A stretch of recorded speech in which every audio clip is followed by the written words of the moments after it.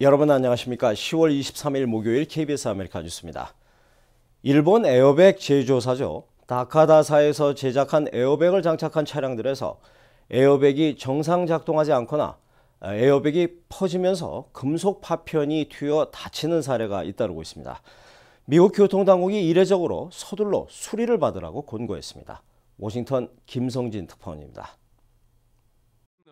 미국 플로리다에서 일어난 가벼운 교통사고입니다. 에어백까지 작동했지만 운전자는 오히려 크게 다쳤습니다. 파편이 튀면서 다리에 큰 상처를 입은 겁니다. The only difference between this piece of shrapnel shooting him in the leg and in the heart were inches. It was just a small difference and luck. 에어백을 만든 회사는 일본 다카타사. 에어백을 작동시키는 압축가스가 정상 작동하지 않거나 에어백이 폭발하는 과정에서 파편이 튀는 결함이 발견된 겁니다. 미국 교통안전 전문가들은 다카타 에어백 결함으로 지금까지 최소 4명이 숨지고 수십 명이 다쳤다고 주장합니다. The quality control problems at the factory have not been remedied for more than a decade, which is leading to these airbag inflator problems that find their way into cars today. 해당 에어백은 다카타사가 미국과 멕시코 공장에서 만든 제품으로 혼다와 도요타, 마츠다, 닛산, 미쯔비시, 수바루, 크라이슬러, 포드, BMW사 일부 차량에 장착됐습니다. 현재까지 집계된 제조사별 리콜 차량 대수는 778만 대, 혼다가 505만여 대로 가장 많고 도요타 87만여 대, 닛산 69만여 대, BMW 62만여 대 등입니다. 자신의 차량이 리콜에 해당되는 모델인지는 제조사 홈페이지나 연방고속도로교통안전국 홈페이지에서 차량 고유 번호를 입력하면 확인할 수 있습니다. 파문이 확산되자 미 의회가 리콜 확대를 요구하고 나섰고 미국 연방고속도로교통안전국은 서둘러 리콜을 받으라고 권고했습니다. 워싱턴에서 KBS 뉴스 김성진입니다. 오는 11월 4일 중간선거에는 여러 선출직 외에 우리 실생활에 영향을 미칠 다양한 주민투표 발의안이 찬반 투표를 거치게 됩니다. 캘리포니아주에서 상정된 주요 발의안들의 내용과 찬반의 입장, 윤범수 기자가 정리했습니다. 가주 주민 발의안 47번. 현재 중범죄에 해당하는 일부를 경범죄로 재분류하는 것으로 사실상의 삼진아웃 제도를 완화하자는 것입니다.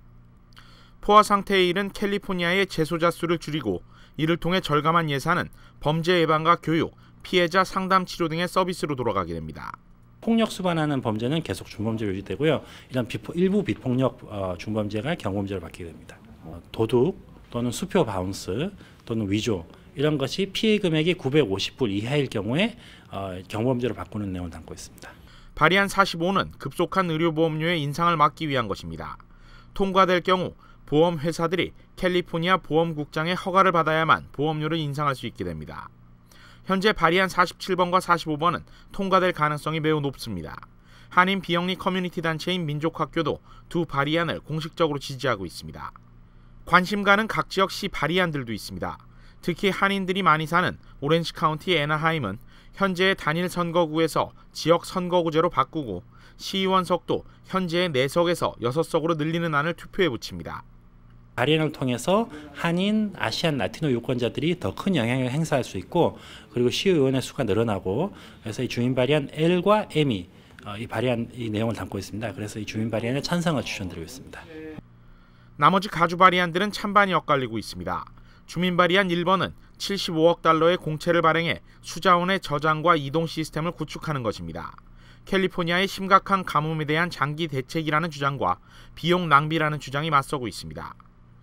의료과실 배상을 25만 달러에서 100만 달러로 인상하는 발의안 46번은 의료인들의 반대를 사고 있지만 소송 전문 변호사들은 찬성하고 있습니다. 그 밖에 현재 흑자 상태인 캘리포니아 예산의 부분을 부채를 갚고 기간산업과 교육 커뮤니티 컬리지에 배정하는 발의안 2번은 민주당과 공화당 모두의 지지를 얻고 있어 사실상 통과가 유력한 상황입니다. KBS 뉴스 윤범수입니다.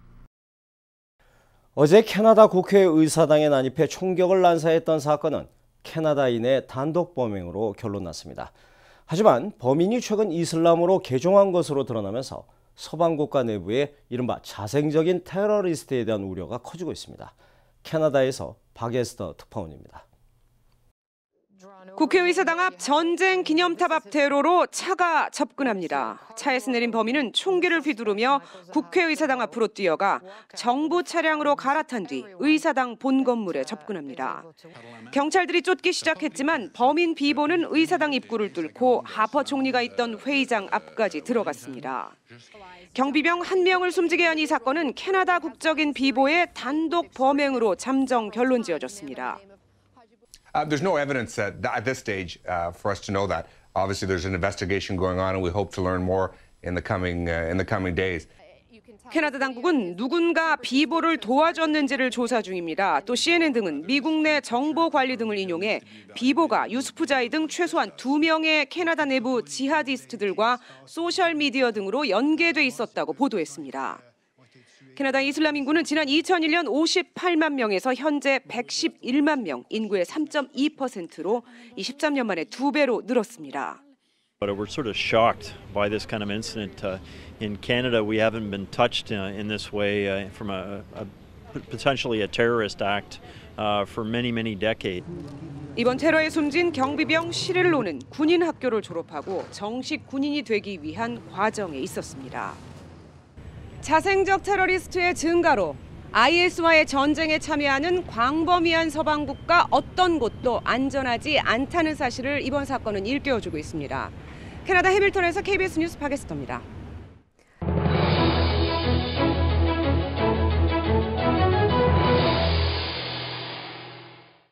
뉴욕 경찰이 스마트폰과 태블릿 등 기본 IT 장비로 무장합니다. 경찰의 기동력을 높이기 위한 관련 법안이 상정됐습니다. 뉴욕 김일강 통신원입니다. 뉴욕 경찰이 스마트폰과 태블릿으로 무장할 예정입니다. 오늘 빌 드블라저 뉴욕시장, 빌 브렌트 뉴욕 경찰국장, 그리고 사이러스 벤스 맨하탄 검찰청장은 최대 4만 1,000대의 스마트폰과 태블릿을 뉴욕 경찰에 제공하는 내용의 발의안을 발표했습니다. 35,000 officers, detectives will have, both with the ruggedized tablets and with 35,000 of these, 35,000 smartphones, literally everything that we can do in a precinct station house, they will be able to do in the field. 1억 6천만 달러 예산으로 발의된 이번 사업은 3만 5천 명의 경찰관에게 스마트폰을 지급하고 6,000대의 경찰 차량에 타블릿을 장착한다는 계획입니다. 21세기의 새로운 위협에는 21세기에 맞는 도구가 필요하다는 겁니다. A 21st century set of challenges. We didn't talk about terrorism a few decades ago. We didn't think about cybercrime. We didn't think about all sorts of things. We have a 21st century set of challenges. These are 21st century tools to fight the challenges we face. 이 발의안에 따르면 뉴욕시 경찰들에게 제공될 모든 스마트폰과 태블릿에는 실시간 911 데이터는 물론 실종자, 범죄 용의자, 테러 용의자 등의 연방과 주의 데이터베이스 정보가 실시간 제공될 예정입니다. 지금까지 뉴욕이었습니다. KBS 아메리카 뉴스 잠시 후에 계속됩니다.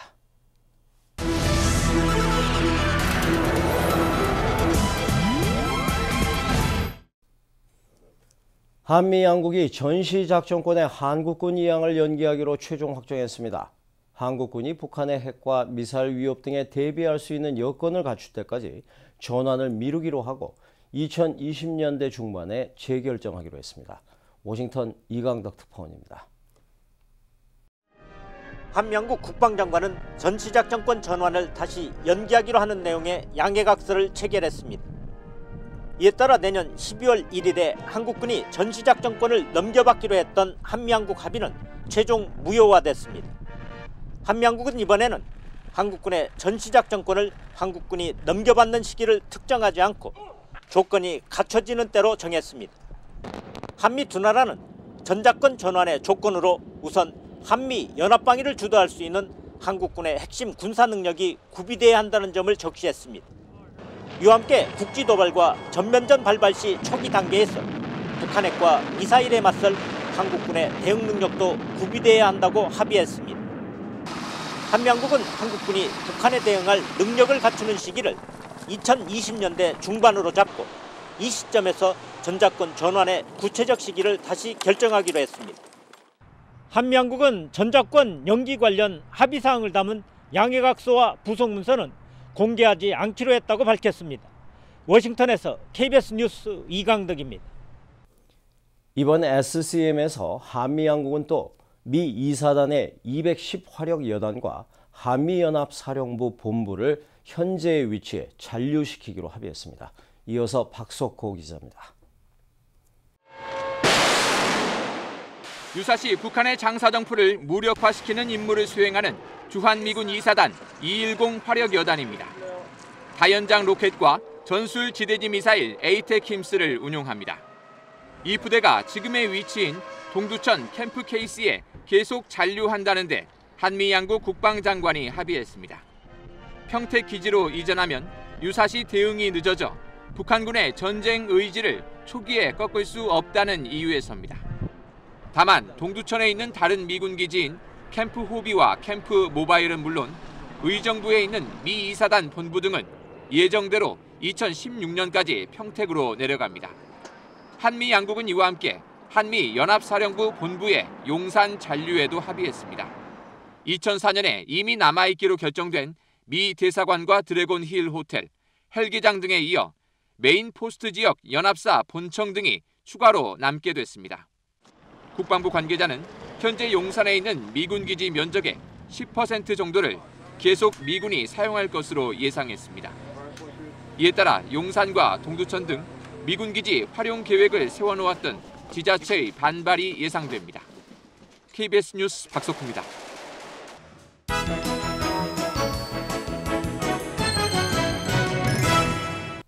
목요일 밤 KBS 아메리카 뉴스를 마칩니다. 시청해주신 여러분 고맙습니다.